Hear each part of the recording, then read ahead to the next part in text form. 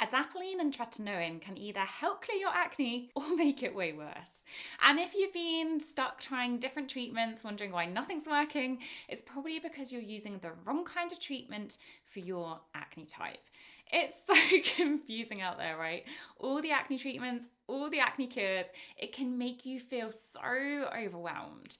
If you're anything like me, when I was struggling with acne, you're looking at all these reviews online where one says, it cleared my acne up overnight, and the other said, worst thing I ever tried, made my acne so much worse. Well, my friend, this is the crazy paradox of adapalene versus tretinoin. Because for some women, they can be the best treatment ever, and for others, they wish they never heard its name.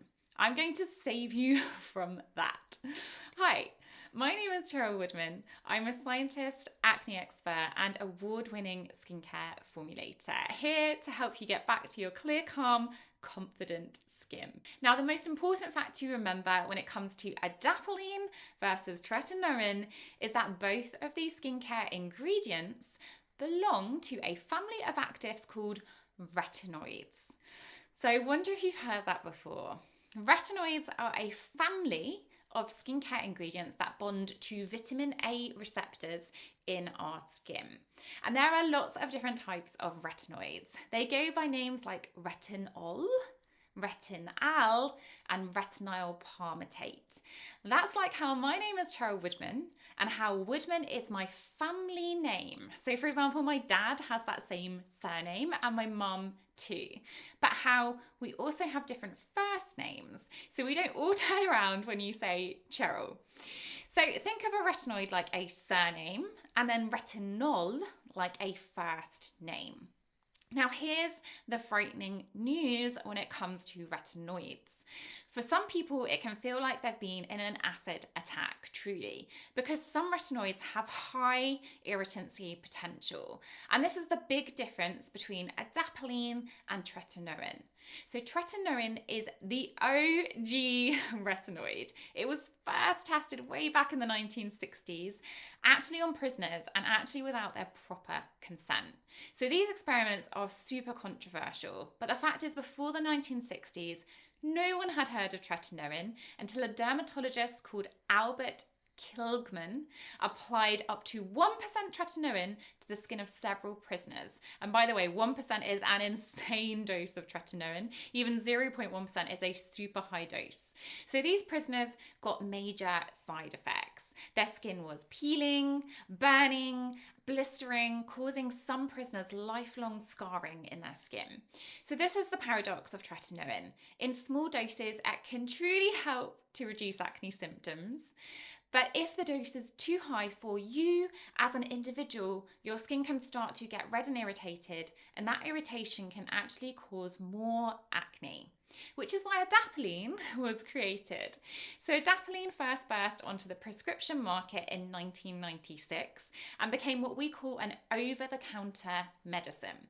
In 2016, adapalene first burst onto the prescription market in 1996 and became what we call an over-the-counter medicine in 2016, meaning unlike tretinoin, you don't need a prescription for it. Adapalene is a medicine you can go to the drugstore and ask for. And the most commonly known brand of adapalene is Differin. See, adapalene, or what you might know as Differin, is generally much gentler than tretinoin. But I know when you hear gentler, you might also be hearing not as effective.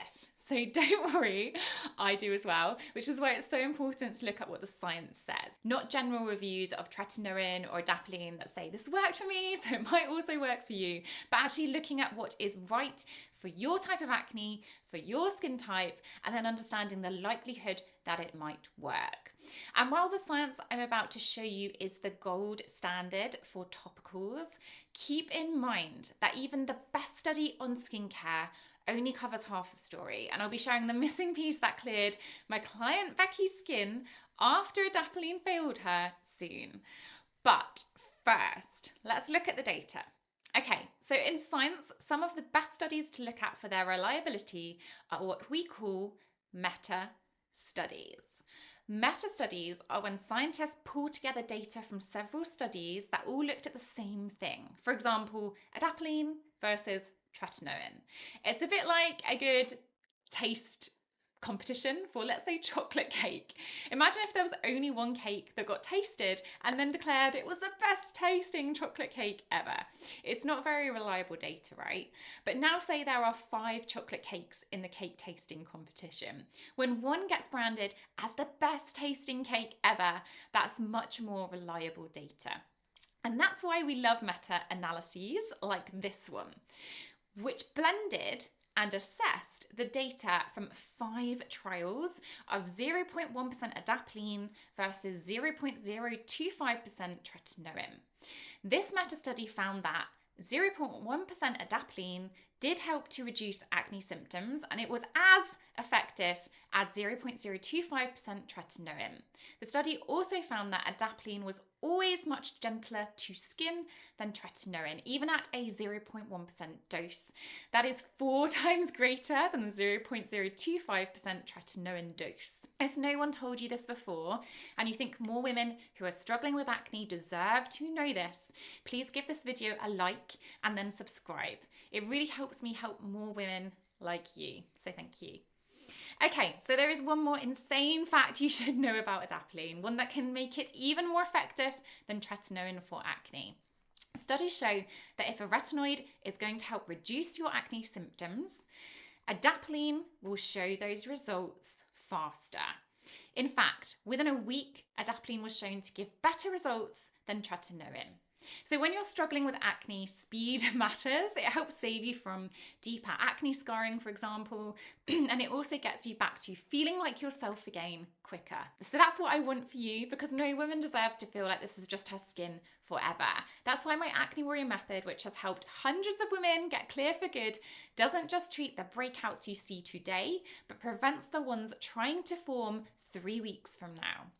So that's the important bit that skincare alone cannot fix, because skincare cannot balance your hormones. Skincare cannot heal your gut. Skincare cannot calm the acne-causing pathways deep inside your body. And that doesn't mean skincare doesn't work. Skincare does work. Adapalene does work for some women. But when I say work, that doesn't necessarily mean getting you completely clear skin. It means helping to reduce some of your symptoms. And that's what happened for my amazing client, Beccy. So these are the hormonal breakouts that Beccy had been dealing with for years when she found me. And Adapalene was just one of the many treatments that she tried amongst the constant rounds of antibiotics and creams. And even though Beccy could see some positive changes in her jawline acne, the acne never fully cleared. But when I helped Beccy calm those acne-causing pathways deep inside her body, this happened. She got clear, glowy, happy skin for life. In fact, Beccy was so blown away at what natural changes to her skincare, diet and lifestyle could do that she's now retraining in natural health. So bottom line, in the dance-off between Tretinoin and Adapalene, Adapalene is gentler. And Adapalene can be just as effective as Tretinoin when used at a 0.1% dose versus Tretinoin at a 0.025% dose. So if I was choosing between the two, I would start with Adapalene, knowing that it is kinder and gentler to my skin. Now, you might also have heard of Duac, which is Adapalene with benzoyl peroxide. But before you try it, you need to know whether it will actually work faster for your skin type or make things worse. So watch this next video where I break it all down.